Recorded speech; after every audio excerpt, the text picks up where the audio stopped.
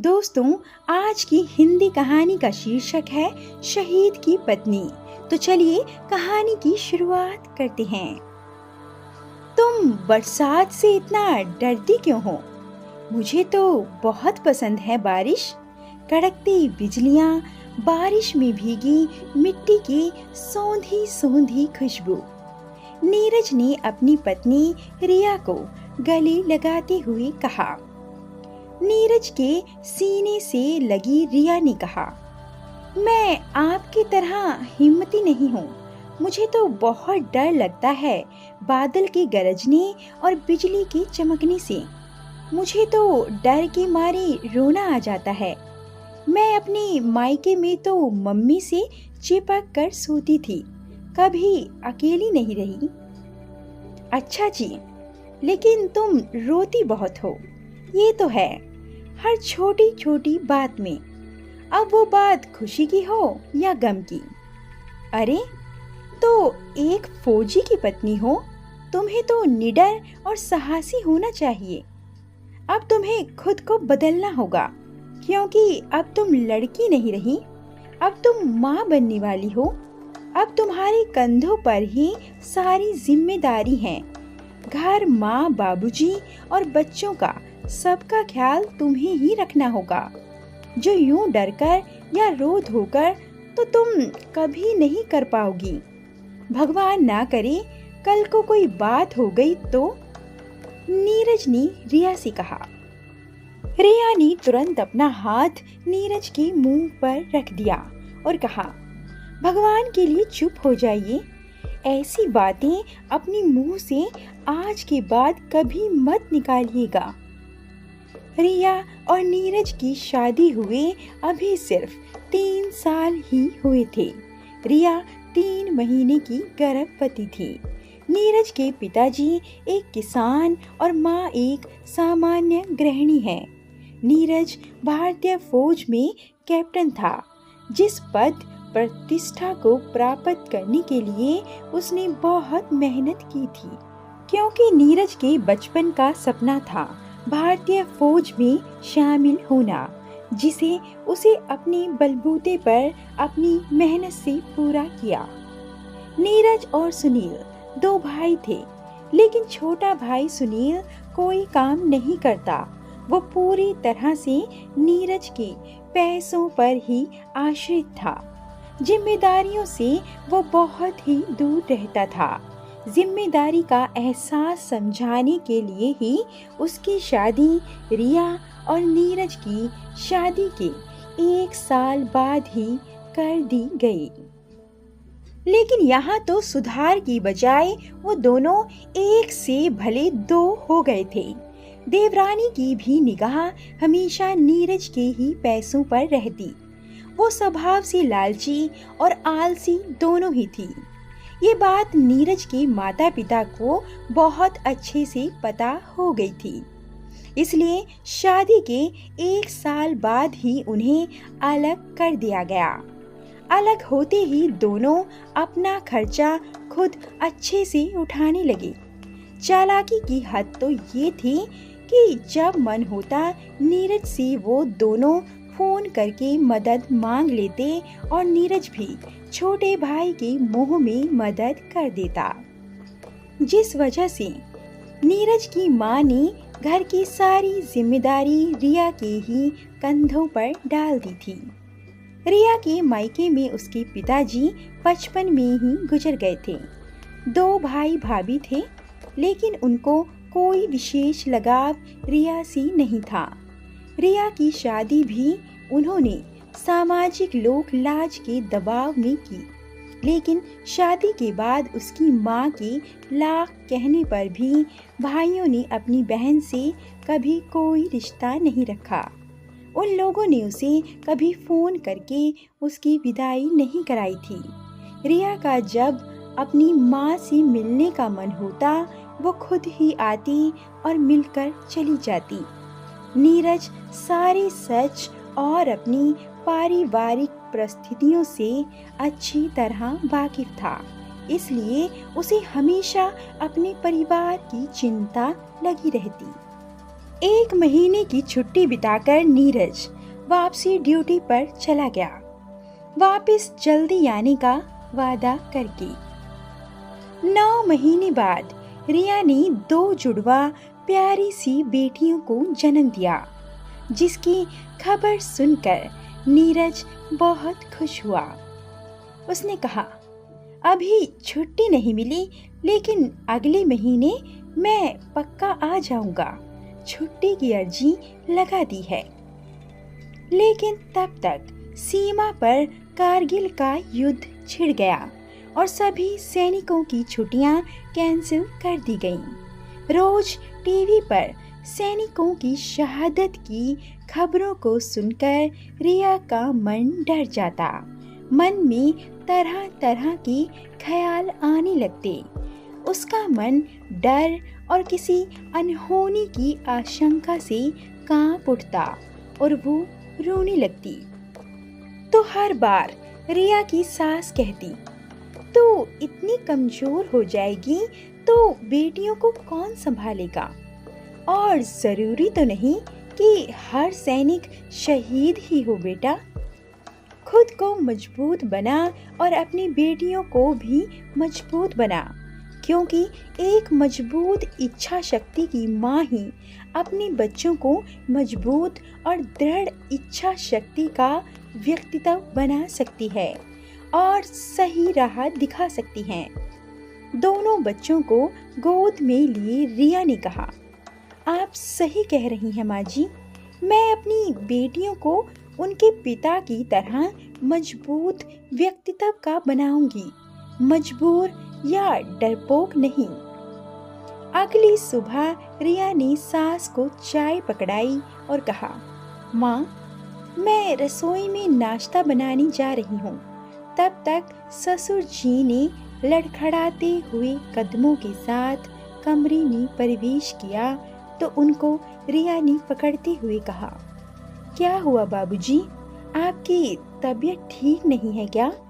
उनके चेहरे की गंभीरता और भाव देखकर रिया को लगा कि कुछ तो हो गया है, लेकिन क्या?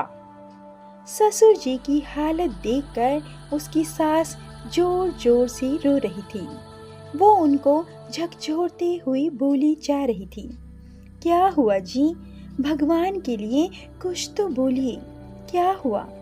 किसी से झगड़ा हुआ क्या? आप इतना बेचैन क्यों हैं? तब तक रिया की मोबाइल पर फोन आया।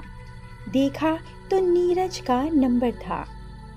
रिया ने तुरंत झटके से फोन उठाकर एक सांस में बोला, हेलो नीरज, तुम ठीक हो ना? पता नहीं बाबूजी को क्या हो रहा है, सिर झुकाए बैठे हैं, कुछ भी नहीं बोल रहे। मुझे तो डर लग रहा है, पता नहीं क्या बात हो गई। तुम्हें पता है ना इस तरह की परिस्थितियों से मैं कितना डरती हूँ। लो तुम ही समझाओ। रोती हुई रिया ने एक सांस में सारी बात बोली।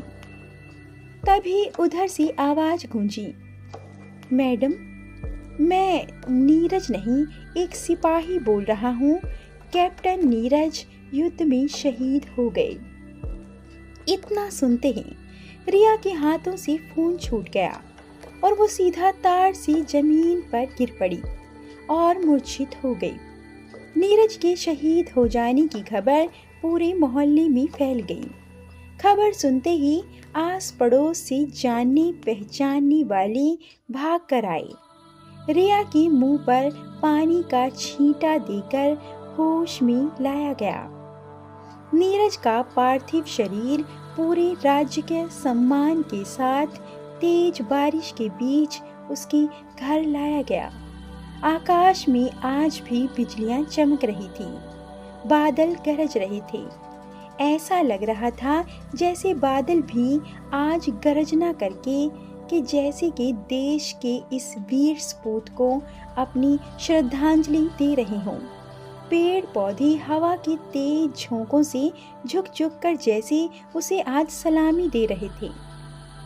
नीरज को श्रद्धांजलि देने तेज बारिश में भी आसपास के गांव से लोगों का हुजूम उमड़ पड़ा था। सब नारा लगाए जा रहे थे, भारत माता की जय। जब तक सूरज चांद रहेगा, नीरज तुम्हारा नाम रहेगा, हमारा नीरज अमर रहे। हर छोटी से छोटी बात पर डरने और रोने वाली रिया की आंखों में आज डर और आंसू दोनों नहीं थे। उसने बेटियों के साथ नीरज को भावपूर्ण श्रद्धांजलि देते हुए कहा, देखो नीरज, आज मैं रो नहीं रही और कभी रोऊंगी भी नहीं। तुम यही चाहते थे ना? लेकिन तुम जानते हो क्यों? क्योंकि अब कोई चुप कराने वाला और आंसू पोंछने वाला नहीं बचा मेरे पास। जिसने भी यह मंजर देखा, उसकी आंखों में आंसू आ गए। पूरे राज्य के सम्मान के साथ नीरज के पार्थिव शरीर का अंतिम संस्कार किया गया। लेकिन घर लौटते वक्त नीरज के पिताजी अपनी जवान बेटे की मृत्यु का गम बर्दाश्त न कर पाए और उनका भी देहांत हो गया। अंतिम क्रियाक्रम के समापन के बाद घर में मौजूद आस पड़ोस के लोग और नाते रिश्तेदार रिया की सास को समझाने लगी कि वो अपने छोटे बेटे को अब साथ रख लें, क्योंकि बिना मर्द के घर सुरक्षित नहीं होता। रिया बेचारी अकेली औरत, आखिर कोई बात ऊंच नीच हुई तो क्या कर लेगी? कल को दोनों बेटियां बड़ी होंगी तो उनकी सुरक्षा के लिए भी तो कोई मर्द होना चाहिए ना घर में। आजकल वैसे ही जमाना बड़ा खराब है। हर रोज ही समाचार में सुनने को मिल जाती हैं रेप, किडनैपिंग जैसी घटनाएं। देवरानी ने इतना सुनते ही दुख में भी कुटिल मुस्कान ली, जिसे रिया ने देख लिया। तब रिया ने सबके सामने हाथ जोड़ते हुए नम्रता पूर्वक कहा, आप सभी का बहुत बहुत शुक्रिया मेरे दुख में शामिल होने के लिए, लेकिन आपकी राय मुझे नहीं मंजूर। मैं कभी भी इन लोगों को अपने साथ नहीं रखूंगी। रही बात हमारी, तो ये सही है कि मैं और माँ जी एक औरत हैं, लेकिन बेचारी, अबला या कमजोर नहीं। हम दोनों एक मजबूत औरत हैं। मैं एक शहीद की पत्नी हूँ और माँ जी एक शहीद की माँ, और शहीद की पत्नियाँ और माँ कभी कमजोर नहीं होती। हम सब काफ़ी हैं एक दूसरे को संभालने के लिए। और रही बात मेरी बेटियों के सुरक्षा और सुरक्षित भविष्य की, तो मैं उन्हें इतना काबिल और बहादुर बनाऊंगी कि वो अपनी सुरक्षा स्वयं कर सकें। इतना सुनते ही रिया की देवरानी का मुंह बन गया, क्योंकि उसकी निगाह तो नीरज को मिलने वाले पैसों और पेंशन पर थी। उसने सोचा कि वो एहसान और अधिकार दोनों जमा लेगी, लेकिन रिया ने ऐसा कहकर उसके सारे मंसूबों पर पानी फेर दिया। समय तेजी से पंख लगाकर उड़ गया। बेटियां बड़ी हो गई थीं। आज भी तेज बरसात हो रही थी, बादल गरज रहे थे, बिजली कड़क रही थी, लेकिन आज रिया हाथ में कॉफी का मग लिए खिड़की पर बैठी पुरानी यादों में खोई हुई बरसात की बूंदों को देख रही थी। तभी फोन की घंटी बजी तो देखा बेटियों का फोन था। उसने फोन पर हाल चाल पूछा। दोनों बेटियों ने बताया कि उन्हें छुट्टी मिल गई है और वो अपनी माँ और दादी से मिलने घर आ रही हैं।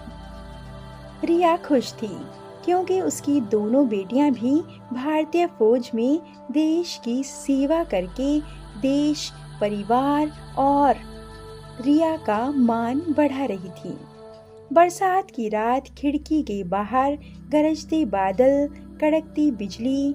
रिया ने नीरज की तस्वीर को सीने से लगाते हुए कहा, देखो नीरज, मैंने तुमसे किया गया अपना वादा पूरा किया। तुम्हारी तरह तुम्हारी दोनों बेटियां भी फौज में भर्ती हुईं। तुम्हारी बेटियां तुम्हारी तरह निडर और बहादुर हैं। वो छोटी छोटी बातों पे रोती नहीं मेरी तरह। अब तो तुम खुश हो ना? वैसे एक बात तो तुमको बताना ही भूल गई, अब मैं भी छोटी छोटी बातों में नहीं रोती। दोस्तों, आपको कहानी कैसी लगी और आपके इस कहानी पर क्या विचार है? अपने विचार कमेंट करके ज़रूर बताएं और ऐसी अधिक कहानियों के लिए कृपया वीडियो को लाइक, शेयर और चैनल को सब्सक्राइब करना ना भूलें। धन्यवाद।